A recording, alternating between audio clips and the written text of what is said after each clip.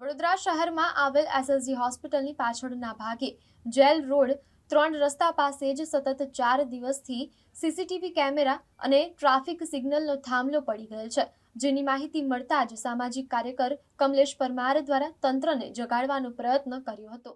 વધુમાં જણાવ્યું હતું કે આ સીસીટીવી કેમેરા પોલીસને મદદરૂપ થઈ શકે છે, ત્યારે કોઈપણ અજાણ્યા વ્યક્તિથી થાંભલાઓ પડી ગયા હોય તો તેની સંપૂર્ણ તપાસ થવી જોઈએ અને આવા વ્યક્તિઓ સામે કાયદાકીય કાર્યવાહી કરીને દંડ વસૂલવામાં આવે તેવી માંગ કરવામાં આવી હતી।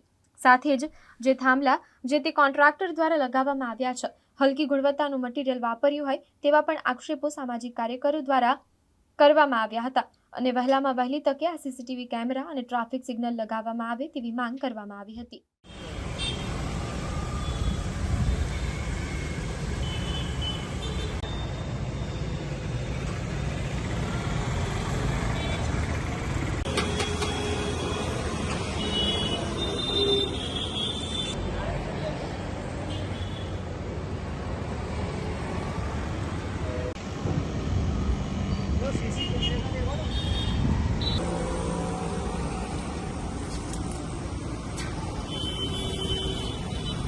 कैमरा काढ़ी जाना है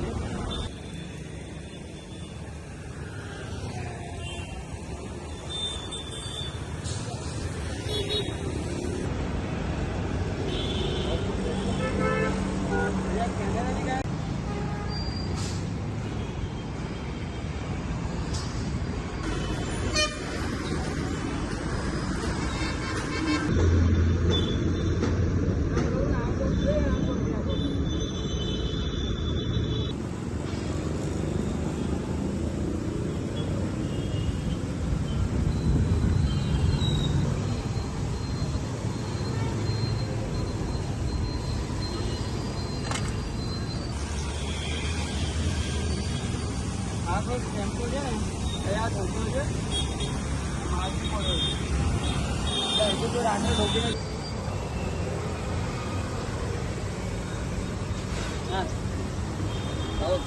तपास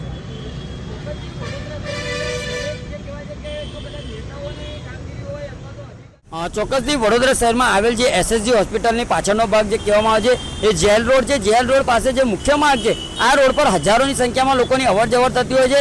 સાથે સાથે જે હાલમાં અમે 4 દિવસથી સતત જોઈ રહ્યા છે કે આ જે સીસીટીવી કેમેરાનો જે થાંભલો છે આ થાંભલો પડી ગયો છે। સાથે સાથે ટ્રાફિક સિગ્નલની પણ વાત કરીએ તો ટ્રાફિક સિગ્નલનો થાંભલો પણ નમી પડ્યો છે અને હાલમાં જે કહેવાય છે કે થાંભલા પર ટ્રાફિક સિગ્નલ પણ જોવા નથી મળતા। એટલે કહેવાનો મતલબ કે વડોદરા શહેરની અંદર ટ્રાફિક પોલીસ હોય, સાથે સાથે પોલીસ કમિશનર સાહેબ જે ટ્રાફિક અવેરનેસ માટે અનેક કાર્યક્રમો કરતા હોય છે। સાથે સાથે સ્પાર્ક ટુડે ન્યૂઝમાં પણ અમે રોજે રોજ જોઈએ છે કે ટ્રાફિક અવેરનેસ માટે જનજાગૃતિ અભિયાન પણ જે કરવામાં આવ્યું છે, લોકોને સમજાવટ પણ કરવામાં આવી છે। સાથે સોશિયલ મીડિયા પર પણ ટ્રાફિક અવેરનેસ માટે જનજાગૃતિ કરવામાં આવે છે। ત્યારે ખાસ કરીને આજે જે લોકોની અવરજવર થતી હોય અને અકસ્માતનો જ્યારે વધારો જોવા મળતો હોય ત્યારે ખાસ કરીને જે આ ટ્રાફિક સિગ્નલ છે, આ ટ્રાફિક સિગ્નલ કઈ રીતે પડ્યા, આ સીસીટીવી કેમેરા કઈ રીતે પડ્યા, આની પણ સંપૂર્ણ તપાસ થઈ છે। કારણ કે કોઈ પણ નેતાઓ કે અધિકારીઓની જે પણ જે કહેવાય છે કે જ્યારે કોઈ કૃત્ય થતું હોય છે, કોઈ ગુનાહિત પ્રવૃત્તિ થતું હોય ત્યારે પોલીસ સપાળું જાગે છે અને સંપૂર્ણ તપાસ પણ થતી હોય છે। પરંતુ ખાસ કરીને આ જે ટ્રાફિક સિગ્નલ છે આ કઈ રીતે પડ્યા, ટ્રાફિક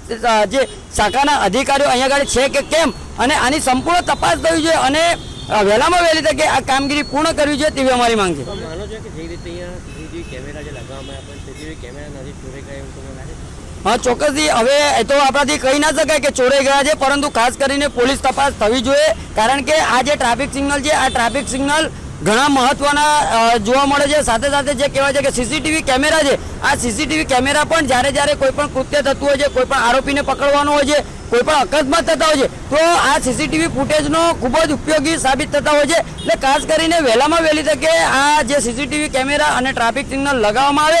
સાથે સાથે જે ફાઉન્ડેશન ભર્યું છે આ ફાઉન્ડેશન પણ જે તે કોન્ટ્રાક્ટરે જે તે સમય પર ભર્યું છે આ કંઈક ને કંઈક લાગી રહ્યું છે કે હલકી ગુણવત્તાનું મટીરિયલ વાપર્યું છે અને 4 સળિયા ઉપર ટ્રાફિક સિગ્નલ ઊભા કર્યા હોય। એટલે ખાસ કરીને આવા જે લેભાગુ કોન્ટ્રાક્ટરો પણ લાલાક કરવી જોઈએ તેવી અમારી માંગ છે।